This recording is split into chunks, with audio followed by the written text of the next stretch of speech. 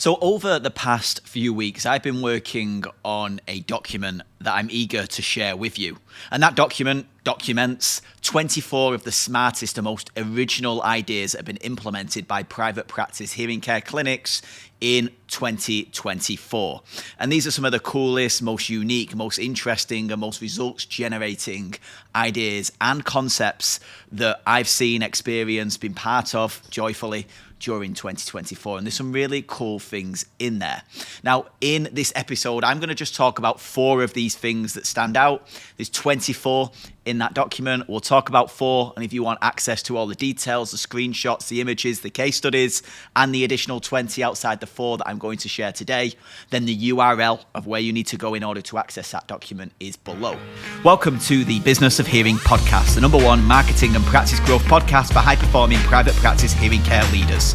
It's Friday, and this is my end-of-week roundup of what's top of mind after 7 days of helping some of the world's best private practices to attract high-quality patients, fight the evil forces of manufacturer-owned chains, and be impossible to compete with. My name's Ollie Luke. Pull up a chair, pour yourself a drink, and let's have a chat. But look, you're a private practice hearing care clinic owner, and that means that it's pretty clear that the future looks very different than the past. We've got changing generations that we very much feel now underneath us. We know the average age of a first-time hearing aid wearer is 70 to 71. We see that over the next 5 to 6 years, the number of people turning 70 is going to grow by about 25 to 30 million people in the US. Like, we are in a very interesting time. And that means that being at the cutting edge and being forward thinking in the things that you do has never been more important. And with that said, that document with 24 of the most original ideas that have been implemented in 2024 is a must read if you're a private practice that's focused on the future rather than the past, and the link is below. But let's talk about 4 that stand out. And I'm going to share, we're going to start with number 6 in that document. And number 6 is his focus on something really unique around workers' appointments. Because look, we're looking to target younger patients naturally. We get patients that are currently a boomer that has reached, let's say, the age of 70. They're in the market. They're looking for the person that they should visit, the team they should visit, the practice that they should visit in order to start their journey to better hearing. Now, fundamentally, we have a challenge, and that is a 70-year-old who still feels young. They may still be working. They may be on the brink of retirement. They have an active lifestyle. The thought of them stepping into a hearing healthcare environment can feel uncomfortable because none of us like stepping in an environment that doesn't feel like it's for us, right? And put yourself in the shoes of a 70-year-old right now. If they come to your office, do they feel like they're represented as part of your practice, or do they feel they're going to be hanging out with older people? Because there's already a big stigma around hearing loss, right? It's this thing for old people. And I'm saying this in inverted commas here. It's this thing for old people, and it's a sign of aging. Nobody wants to accept it because it's uncomfortable. It's an admittance to yourself that you're getting old. People don't want to admit that. They're more happy to optimize their hearing than to fix a hearing challenge. And naturally, they come to your practice, and who are they seeing in the waiting room on the posters? Is it 2 85-year-olds, older people, to this 70-year-old holding hands with a grandchild on a beach? Like, who is it? Who are they surrounded by at the appointments? Are they feeling like the youngest person in the room? Like, all these things need consideration because these are going to be stigmas and hold-ups that will result in that patient going, I'll probably just go to Costco because I feel a lot younger there. Or some of those environments where I'm not going to feel like I'm going into an old people's home in order to find help for a hearing challenge. So we've got those dimensions to play with, which are quite interesting. And one thing that a practice called Flex Audiology did during 2024 that I just think is so smart, it was an idea straight out of Erica's brilliant brain in terms of addressing this younger generation opportunity. And the conclusion that was come to was, okay, how do we allow these patients to feel like they're represented? And as a result, how do we create a specialized appointment that is for people who identify as younger? And what she developed was something called workers' appointments. Now, or every week on the schedule, there's a certain block which is for workers' appointments. And this means that if you're active, you're still working, well, we've got a slot on the schedule for you. It sits out of hours. It's far more convenient for you. It's exclusively limited just to people that are working. It's not available for a retired patient that can turn up whenever they want but choose this window of time.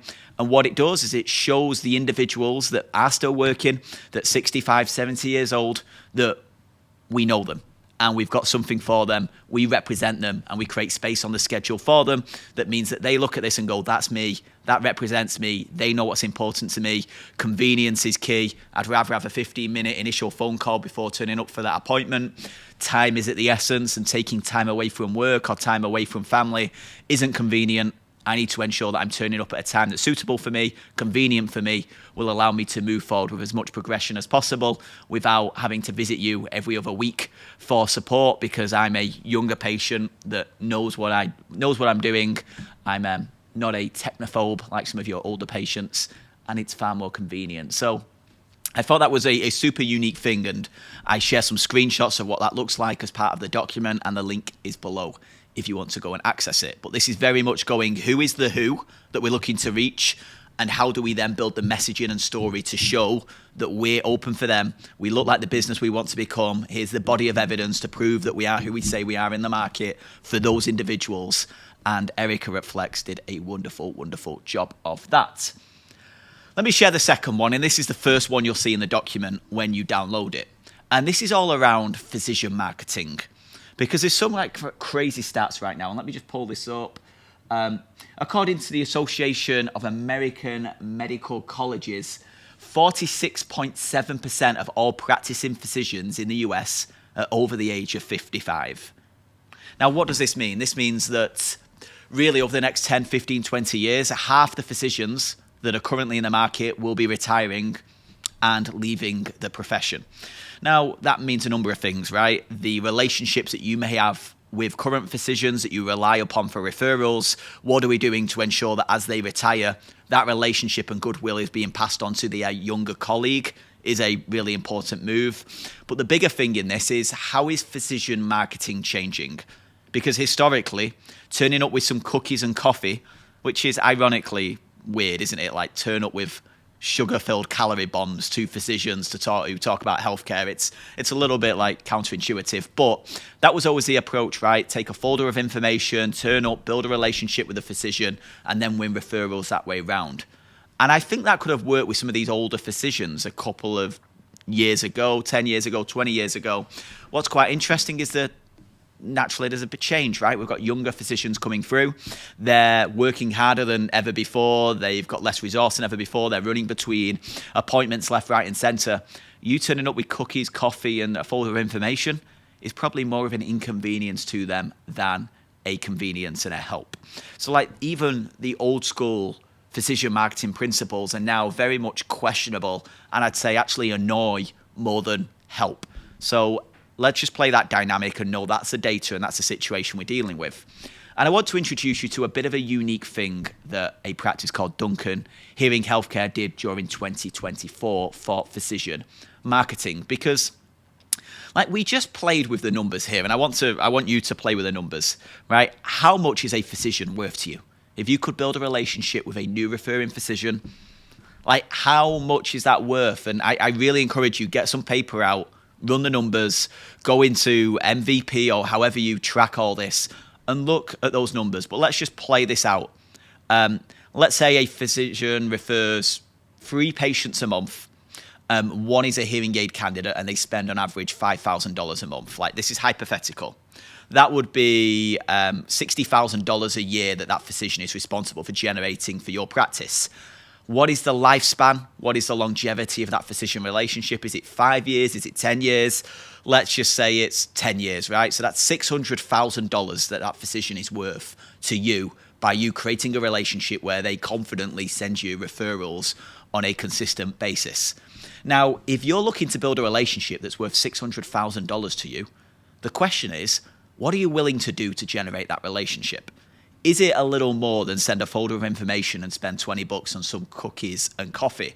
I'm going to assume it is, because if it's worth $600,000, would you spend $100? Would you spend $200 in order to generate that relationship? Like, would you spend $1,000? Like, the answer is probably yes. And the question comes, if you can spend more, what can you do to be impossible to ignore?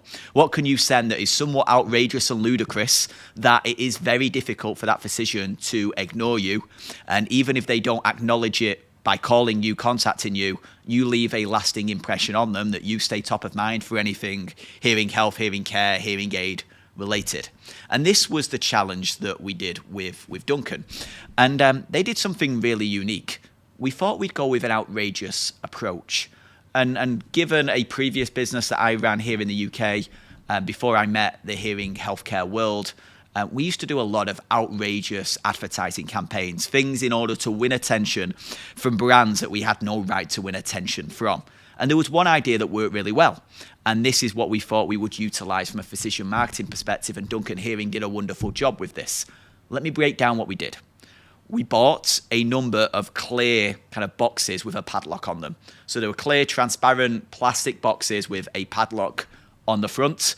We filled them with candy, with sugar, with chocolate, like just a big box of treats, essentially, with this padlock on the front. On the top of the box, there was a letter, which was kind of taped down. And the letter said, "Do you want to know the code for the padlock? Give us a call so we can talk to you about helping more of your patients with their hearing healthcare needs, and we'll reveal the padlock code to you.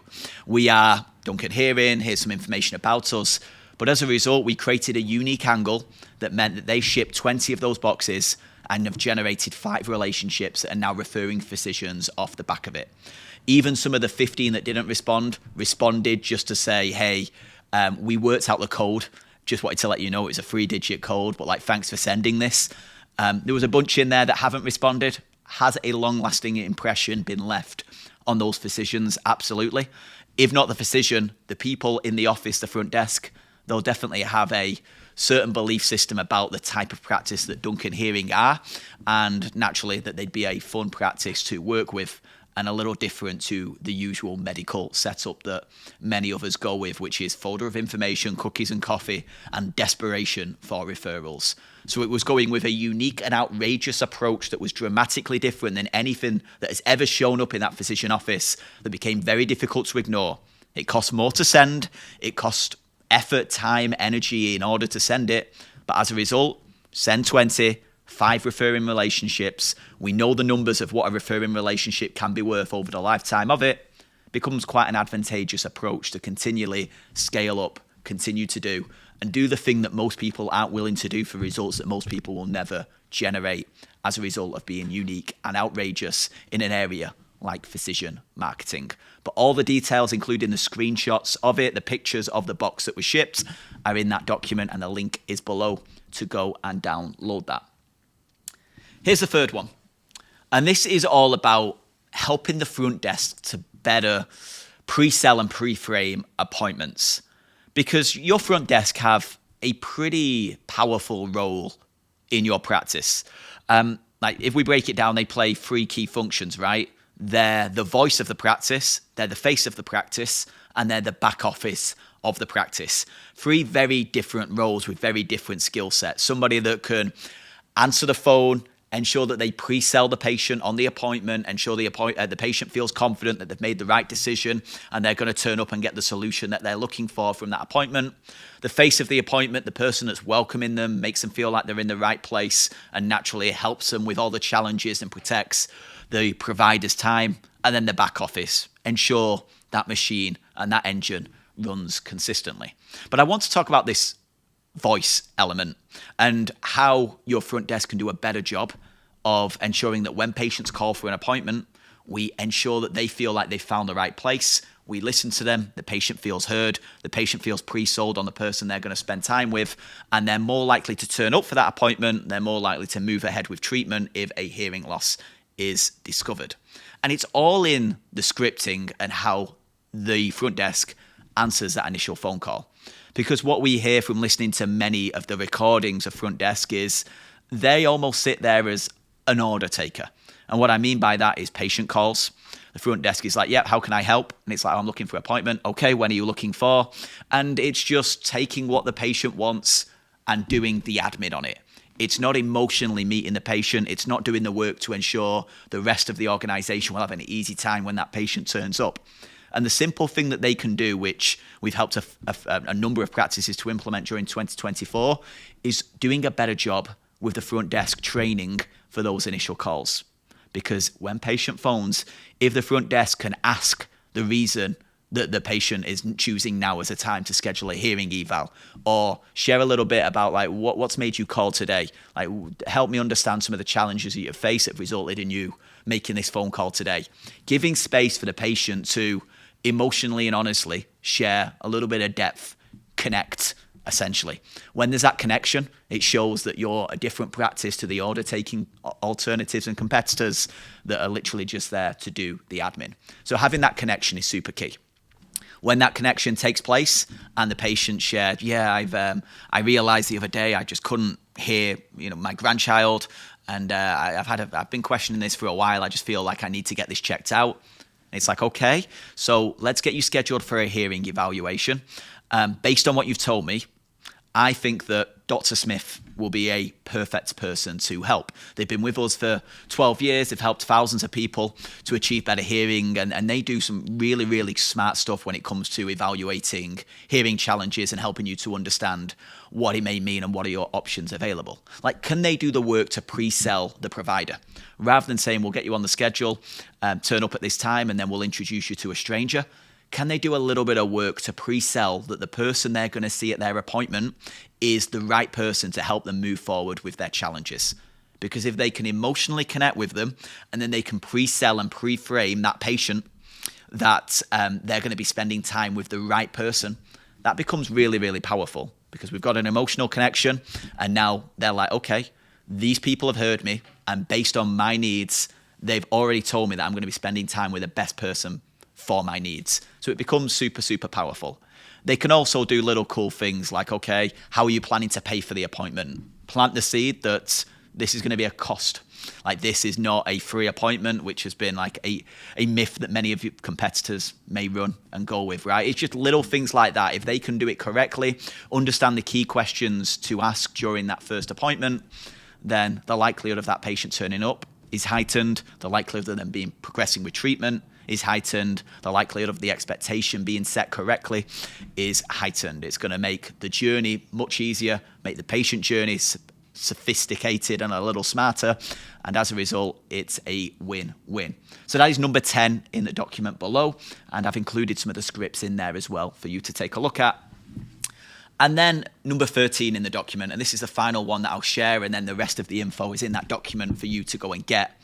And this is all around redefining the who and having more specificity of the types of patients that you want to work with. Because like we know right now, we've got this boomer trend that is pretty crazy. The market growth we're going to see over the next decade is unlike anything we've seen before. You then throw in the Apple conundrum and how hearing health, hearing loss, and addressing a hearing challenge is becoming a mass market thing rather than this niche market that it's originally been. Like we are entering a very much a golden period for private practice hearing care. As a result of that, you doing the traditional thing of saying, we'll put a pin in a map and we help everybody within this radius who's got a hearing challenge. Like, could you have more specificity about the people that you want to work with? And the answer is you definitely should. Because if you can make the decision, what are the types of patients we get the best results for, or what are the types of patients we like to work with the most, then you end up having a sharp who. And when you have a sharp who, you have a sharp market. And when you have a sharp market, you can ensure the messaging to speak to that market and show them that you know them and show them that you're for them is a lot sharper. And when you've got the market right, you've got the message right, then deciding on the media of how you get that market to that message is so much clearer. So like that is so key. Can you get really, really clear on your who? And I want to share a practice out in Toronto that did this year. So Hearing Aid Source, traditionally, they have positioned themselves as we're highly trusted. They've got, I think, more reviews than any other private practice in Canada. A lot of reasons to choose them. One of the moves they made this year was to go, look, the types of patients that we enjoy working with the most are disgruntled hearing aid wearers. The people that are wearing hearing aids that are badly fitted, the individual is frustrated that they're not getting the performance that they want. And we have a magic wand. We can take those patients, take them from unhappy to delighted. And they really, really lent into that as their who. And as a result of that, like if you look at their messaging on their website, and let me pull this up now, I'm actually just on my screen, just so I can read out the key headline on their website. Is the main headline when you land on their website is discover why thousands of disappointed hearing aid users turn to us to finally achieve the performance that they've been seeking. They then talk around that story of better hearing is a journey, not a destination. It requires a lot more than a set of hearing aids. It requires hearing care, blah, blah, blah, blah, blah. And they lean into it very hard. They have a hearing aid rejuvenation appointment. So we show people that are existing hearing aid and experienced hearing aid wearers that we have an option specifically for them to help them to go from here to here in an appointment for a fixed fee. Now, that is smart, right? They're very clear on their who, which means their messaging can be very, very sharp towards it. But there's a hidden benefit of this. And that is, although they're being very niche and specific that we help these people, it also says to everybody else that comes to this website that if other people are getting a bad experience and finally come into Hearing Aid Source to get the performance they've been wanting, I should probably just go to Hearing Aid Source in the first place. And that is very much what happens. So this ensures that they attract many more patients that are not hearing aid wearers, because the reputation shows that unhappy hearing aid wearers come to them. You may as well just go to them in the first place. So being very sharp on the who, and then creating the messaging and story in order to truly stand out to the types of patients you want to work with. They have done a wonderful, wonderful job. And once again, I've included some screenshots of their website, how that's positioned, what that looks like in the document below. But if you're still with me now watching this, you need to go and get that document, because I've shared 4 of 24 of the smartest and most original things that practices have done during 2024 that have made meaningful differences and move them forward and show that they're leading the market and naturally leveraging this big boomer trend that we're seeing. Go and check them out in that document. The link is below. And if you are listening to the audio one, all this below reference may be confusing, but if you hit the show notes, you will find the link to that document. You can go and download it, and encourage you to go through, swipe, implement, take some of those great ideas. And if you do wonder why we're so open and transparent about sharing all of these really good things that are working for our Inner Circle members, it's because it's old news. We're already several steps ahead of looking at what are the 25 of 2025 that are being implemented and driven forward with our members. So a rising tide lifts all boats. I encourage you to go check that out, and let's ensure collectively as private practice we can fight back against those evil, ugly Goliaths that are trying to take our market share. But appreciate your time, and I'll catch you again next week. And there we have it. Another episode has come to an end, and I have a quick favour to ask. If you have found this helpful, then who do you know who should listen to this podcast? I strongly believe a rising tide lifts all boats, and right now, private practice needs to stick together to fight these big, gormless groups and these manufacturer-owned Goliaths that are looking to take market share from us. Consider who should be listening, pass on the word about the Business of Hearing podcast, and I'll see you again next week.